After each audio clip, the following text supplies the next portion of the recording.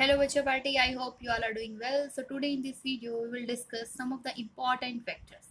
So first is your position vector. तो क्या होता है position vector? तो बेसिकली वो वेक्टर जो कि किसी भी पार्टिकल की ऑब्जेक्ट की अगर हम डिस्कस करेंगे उसकी पोजीशन को बताए, that vector which represent the position is known as position vector. और अब पोजीशन वेक्टर को रिप्रेजेंट करने के लिए, डायग्रामेटिकली आपको शो करने के लिए, स्टेट करने के लिए, एक्सप्लेन करने के लिए हमें कुछ कोऑर्डिनेट्स की जो रिक्वायरमेंट होती है, that means we will use coordinate system. So basically here the definition of position vector. Position vector, a straight line having one end fixed to a body and the other end attached to a moving point. That means जिसका एक end क्या हो body से fix हो और दूसरा moving point से, and used to describe the position of a point relative to the body. As the point moves, the position vector will change in length or in direction or in both length and direction. That means कि अगर आपका point change होता है तो position vector की length भी change हो सकती है, उसकी डायरेक्शन भी चेंज हो सकती है। तो वो किस पे डिपेंड कर रहा है? एक पॉइंट तो उसका फिक्स हो गया और दूसरा पॉइंट उसका डिपेंड कर रहा है मूविंग पॉइंट पे। Let's see the diagram. हाँ जी बच्चे पार्टी, तो हेयर आपको यहाँ पे एक डायग्राम अवेलेबल है जिसमें आपको कोऑर्डिनेट सिस्टम दिखाया जा रहा है। दैट मीन्स देखिए हमने कोऑर्डिनेट सिस्टम यूज किया है, कौन सा? Cartesian coordinate. तीन एक्सिस होती हैं, X axis, Y axis and Z axis. ये तीनों की तीनों एक्सिस एक दूसरे को क्या होती है? परपेंडिकुलर होती है। अब एक्स वाई तो आपको परपेंडिकुलर शो हो रही है, बट एक्चुअली जेड एक्सिस क्या है? 3 डायमेंशन में। जैसे कि अगर मैं आपको दिखाऊं कि दो कोई ऑब्जेक्ट हैं, वो क्या बनाते हैं? परपेंडिकुलर डायरेक्शंस बनाते हैं। दैट मीन्स अगर सपोज करने के लिए रखूं कि मैं यहाँ पे एक्स एक्सिस है और यहाँ पे वाई एक्सिस है, तो जो आपकी जेड एक्सिस होगी, ठीक है, तो वो कहाँ होगी? दिखाने को वो ऐसे रखी गई है वो, लेकिन वो है कैसे? इस साइड से इसके परपेंडिकुलर, बाहर की तरफ। हाँ जी। सो बेसिकली हर एक्सिस का अपना एक यूनिट वेक्टर है। जैसे कि एक्स एक्सिस के अराउंड अगर आपको उसको बताना है कि कहीं पे दिखाया जाता है कि जैसे एक वेक्टर है, तो वेक्टर का कंसिस्ट क्या होता है? That having magnitude plus direction. Magnitude होने के साथ साथ उसके पास क्या होना चाहिए? डायरेक्शन। जैसे हम बोल दें 5 किलोमीटर, तो 5 किलोमीटर क्या है? उसका मैग्नीट्यूड है, but east west north south, या अगर हम बोले एक्स एक्सिस में जा रहा है, वाई एक्सिस में जा रहा है, जेड एक्सिस में जा रहा है, तो उसके लिए हमें डायरेक्शन को लेबल करना पड़ेगा। अगर कोई ऑब्जेक्ट एक्स एक्सिस में मूव कर रहा होता है तो उसकी डायरेक्शन के लिए हम यूनिट वेक्टर यूज करते हैं विच represent the direction in x axis represent करेंगे आई कैप से, वाई एक्सिस के लिए रिप्रेजेंट करेंगे जे कैप से, एंड जेड एक्सिस के लिए रिप्रेजेंट करेंगे के कैप से।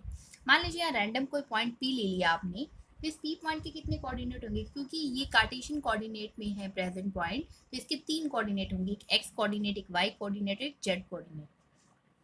तो अभी जो हमने पोजीशन वेक्टर के बारे में पढ़ा है कि पोजीशन वेक्टर में एक पॉइंट फिक्स होता है और दूसरा मूवेबल पॉइंट है। दैट मीन्स अगर आप यहाँ देख रही हो तो इसका पहली बात, एक स्ट्रेट लाइन जो इसको ज्वाइन कर रही है, तो देखो ओरिजिन अगर हम मान लें कि यहाँ पे फिक्स पॉइंट है, तो यहाँ पे अगर आप देखते हैं ये मूवेबल पॉइंट है। पी यहाँ भी हो सकता था, यहाँ भी हो सकता था, यहाँ भी, मतलब कहीं पे भी हो सकता था। तो ये एक मूवेबल पॉइंट है, ठीक है, ये चेंज भी हो सकता है।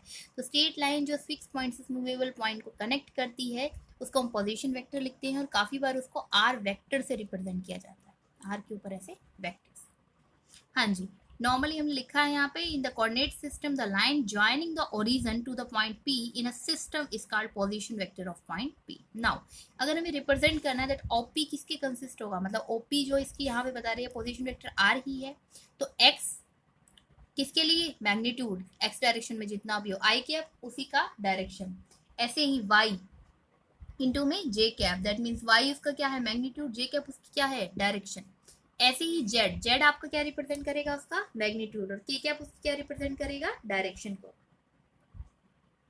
हाँ जी बच्चा, तो पोजीशन वेक्टर पढ़ने के बाद अब आपका आता है vector joining two points in coordinate system. कि अगर कोऑर्डिनेट सिस्टम में आपके 2 पॉइंट्स हैं और ऐसा वेक्टर अब हम देखेंगे, पहले हमने वो वेक्टर देखा जो कि ओरिजिन से किसी पॉइंट को कनेक्ट कर रहा था, अब हम कह रहे हैं कि 2 पॉइंट्स हैं कोऑर्डिनेट सिस्टम में, उसमें उन दोनों पॉइंट्स को कनेक्ट कर रहा है, उस वेक्टर के बारे में बात कर रहे हैं। Vector joining 2 points in coordinate system, जैसे कि आपने 2 पॉइंट ले लिए पी एंड क्यू, तो इन दोनों को जोड़ने वाला ये वेक्टर जो कि जिसकी हमने आपको लेंथ को किससे डिनोट किया है? रेड कलर से डिनोट किया है।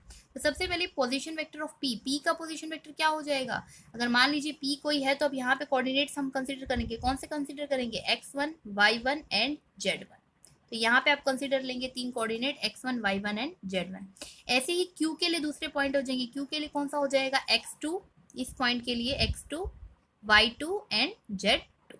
तो इस तरीके से हो जाएगा, यहाँ पे x1 y1 z1 और यहाँ पे x2 y2 एंड z2। तो अगर आप OP और OQ लेते हैं तो क्या हो जाएगा, देखिए एक्स एक्सिस के अलोंग हमेशा क्या लेंगे हम, देखिए आपने यहाँ पे रिप्रेजेंट जो है भले किया है आपने एक्स वाई के लिए, तो यहाँ पे आप एक थर्ड एक्सिस भी डिनोट कर ले, दिस इज यहाँ पे कुछ करके दिस इज योर क्या है जेड एक्सिस, क्योंकि अगर आप 3 पॉइंट लेबर कर रहे हो तो आपकी क्या होनी चाहिए, 3 एक्सिस होनी चाहिए। तो आपके पास ओपी के अकॉर्डिंग पोजिशन वेक्टर हो जाएगा, किसको रिप्रेजेंट करेंगे, ओपी वैक्टर से x1 i, y1 j1 and z1 k cap. x1 क्या है, magnitude in x direction, i cap direction in x direction, y1 magnitude in y direction, j cap magnitude के अलावा बचा था डायरेक्शन इन y डायरेक्शन, मतलब कि unit vector को represent करता है, डायरेक्शन y में कितनी होगी वो बताता है। ऐसे k कैप रिप्रेजेंट करता है कि k मतलब कि z एक्सिस में क्या डायरेक्शन है। तो काफी बार अगर आप कहाँ पे एक्स वाई जेड ना लिखा हो, यहाँ पे लिखने की 2 4 6 कुछ भी मैग्नीट्यूड क्वांटिटीज हो, तो अगर आप यहाँ से इसको रिकॉग्नाइज कर सकते हैं, आई कैप है, जे कैप है, के कैप है। आई कैप होगा तो आपको पता लग रहा है कि एक्स एक्सिस का मूवमेंट है, ये वाई कैप होगा मतलब जे कैप होगा तो आपको पता लग जाएगा वाई एक्सिस का मूवमेंट है, एंड के कैप होगा तो आपको पता लग जाएगा कि ये जेड एक्सिस का मूवमेंट है। अब नेक्स्ट देखिए, ऐसे ही similarly position vector of point Q, तो क्यू पॉइंट का पोजीशन वेक्टर क्या हो जाएगा, x2 i कैप प्लस में y2 j कैप प्लस में z2 k कैप। और basically the vector P Q अगर हमें डिफाइन करना पड़ जाए तो वो क्या हो जाएगा, ओ क्यू माइनस में ओ पी। तो इसमें से ये सब्ट्रैक्ट कर देंगे। देखिए पोजीशन जो डायरेक्शन वेक्टर है वो चेंज नहीं हो रहा, यूनिट वेक्टर चेंज नहीं हो रहा किसी भी एक्सिस के अलावा, आई कैप वाई कैप और जे कैप ही रह रहा है, लेकिन सिर्फ क्या चेंज हो रहा है, ये डिस्टेंसेस, क्योंकि डिस्टेंसेस एडिड या सब्ट्रैक्ट हो सकते हैं। तो हमने लिखा x2 minus x1 i cap plus में y2 minus y1 j cap plus में z2 minus z1 k cap.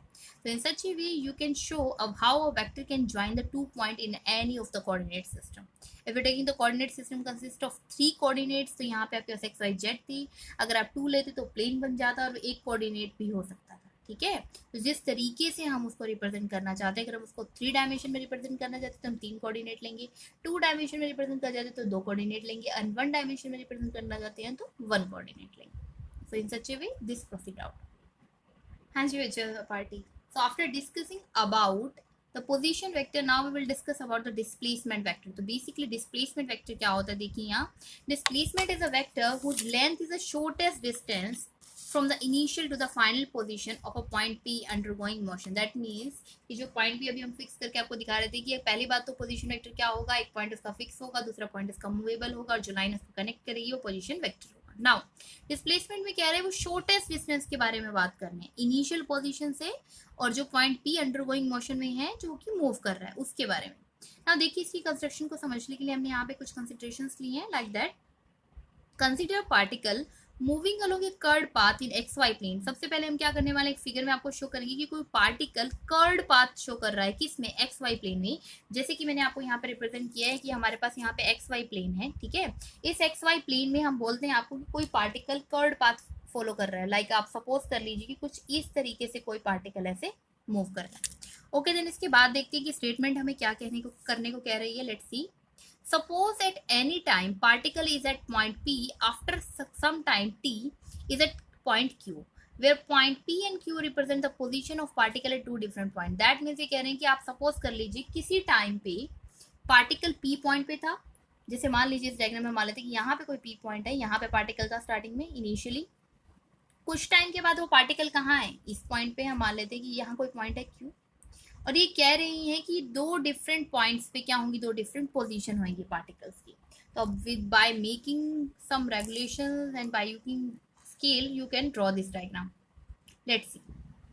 हाँ जी बच्चों पार्टी, तो सबसे पहले हम क्या करते हैं, इसके पोजीशन वेक्टर्स ले लेते हैं। मान लीजिए जो आपका पी पॉइंट है ये कहाँ पे है, कोऑर्डिनेट्स एक्सिस के एक्स वाई पे, मतलब कि एक्स और वाई इसके पॉइंट है, लोकेशनल पॉइंट्स। ऐसे ही क्यू के लिए हम कंसिडर कर लेते हैं X dash and Y dash. Clear है? हाँ जी, तो पहले X dash and Y dash and इसको हम रिप्रेजेंट कर लेते हैं कि किस तरीके से होंगे। तो हम यहाँ पे ले लेते हैं स्केल ताकि आपको रिप्रेजेंट कर पाए। मान लीजिए जो क्यू पॉइंट है, अगर हम इसको ऐसे डॉटेड लाइन से शो करेंगे किस तरीके से प्रोसीड आउट हो रहा है ये, कि मान लीजिए ये जो पॉइंट है एक्स एक्सिस पे ये आपका है एक्स डैश, और इसी के करस्पॉन्डिंग जो ये पॉइंट होगा यहाँ पे परपेंडिकुलरली हम ले रहे हैं एक्स और वाई का डिस्टेंस करते हुए कि हाँ ये जो पॉइंट है कुछ इस तरीके से बना है कि एक्स डैश में ये था, वाई डैश में ये था, तो यहाँ पे आपका क्या है वाई डैश। ऐसे ही सिमिलरली अगर आप इस पी पॉइंट के लिए देखते हैं तो यहाँ पे जो अगर आप इसको कट करके देखेंगे तो यहाँ पे इसकी पोजीशन होगी वाई,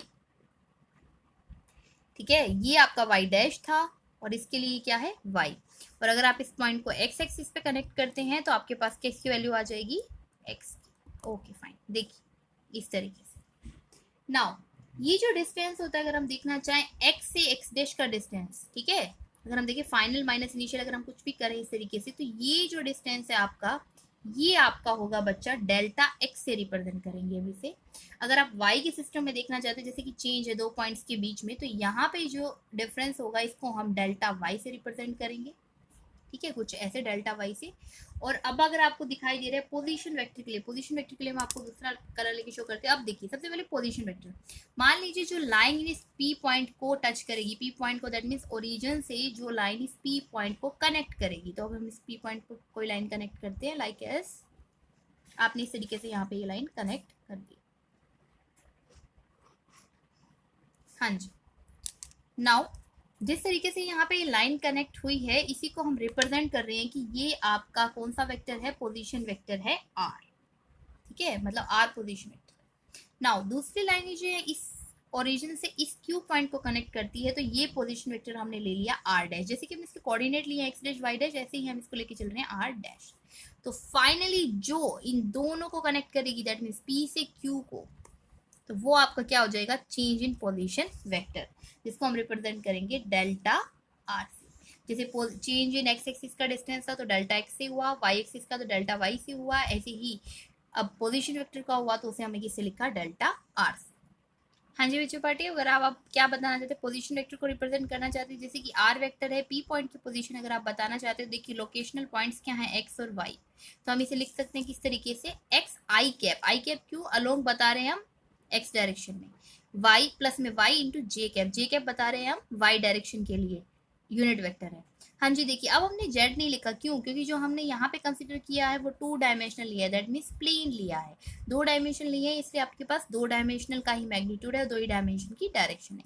सिमिलरली क्यू पॉइंट के लिए हो जाएगा, वहाँ पे कोऑर्डिनेट एक्स डैश था, इसीलिए हमने यहाँ पे एक्स डैश लिखा है, एक्स एक्सिस के लिए आई कैप ही रहता है, सेम आप कितने भी पॉइंट ले लीजिए, अगर आप एक्स एक्सिस के लिए ले रहे हैं तो आप आई कैप वेक्टर ही यूज करेंगे। नेक्स्ट यहाँ पे पॉइंट दूसरा है Y cap, Y dash sorry, तो वाई डैश के साथ हमने लिखा है जे कैप, वाई डैश तो मैग्नीट्यूड है इस पॉइंट का, लेकिन जे कैप उसकी डायरेक्शन है, दैट मीन्स आपको रिप्रेजेंट कर रहा है वाई डायरेक्शन में। हाँ जी बच्चों पार्टी, तो यहाँ पे अगर आप देख रहे हैं जैसे कर्व के अलोंग अगर ये मूव कर रहा था, पहले पी पॉइंट पे आया फिर क्यू पॉइंट पे आया, तो बेसिकली पी से क्यू क्या है, डिस्प्लेसमेंट वेक्टर है डेल्टा आर, तो इसको हम किस तरीके से रिप्रेजेंट कर सकते हैं, फाइनल माइनस इनिशियल से, तो फाइनल पोजीशन वेक्टर्स क्या हो जाएगा, क्यू माइनस में पी, तो आपने यहाँ पे ओ क्यू और ओ पी की, या फिर आप कह सकते हैं आर डैश एंड आर की वैल्यू निकाल दी, तो हम लिखेंगे आर डैश माइनस में R which is equal to delta R.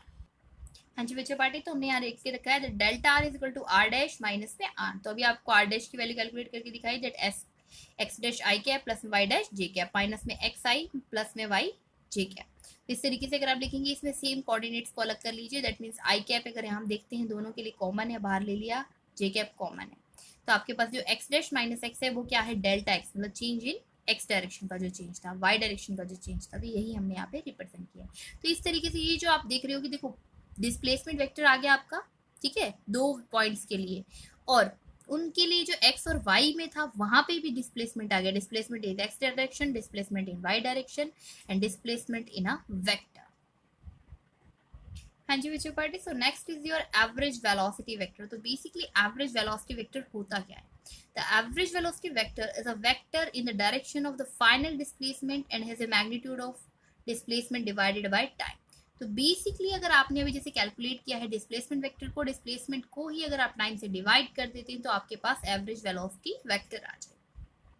हाँ जी बच्चों, तो ये वो इक्वेशन है जो हमने भी ऑब्टेन की थी, delta x I plus delta Y जी, तो इसको हमने रिप्रेजेंट कर दिया, डिवाइड कर दिया डेल्टा टी से, टाइम इंटरवल से, ठीक है, तो हमारे पास क्या आ गई, वी एवरेज। इसको आप सेपरेट आउट भी कर सकते हैं, कैसे कर रहे हैं, अगर हम लिख रहे हैं कि आई कैप वाले अलग ले जा रहे हैं और जे कैप वाले अलग, तो ये जो फंक्शन आपका बनता है डेल्टा एक्स अपॉन में डेल्टा टी, ये हो जाता है V X average, that means X component of velocity की एवरेज, ऐसे ही वाई कंपोनेंट ऑफ वेलोसिटी की एवरेज। दिस इज कंप्लीट, अगर हम ऐड कर लेते हैं दोनों ही डायरेक्शन वाले तो हमारे पास आ जाएगी कंप्लीट वी एवरेज।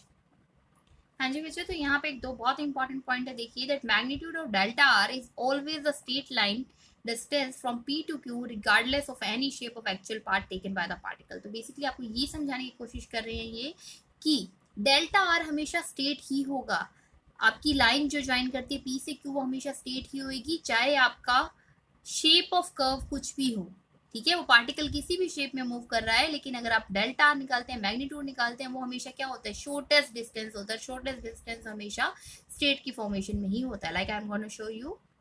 हाँ जी बच्चे देखिए, तो बेसिकली जो पार्टिकल था वो कुछ इस तरीके का, जो रेड पेन से शो करा गया रेड कलर से, इस तरीके का पाथ फॉलो कर रहा है। बट जो डेल्टा आर है वो हमेशा straight line joining these point. तो ये देखिए, ये जो यहाँ से यहाँ का डिस्टेंस है वो सबसे छोटा डिस्टेंस है as compare to this distance की। तो आपका एक्चुअली पाथ का शेप कैसा भी हो, हमेशा डेल्टा आर एक स्ट्रेट लाइन की फॉर्म में होगा।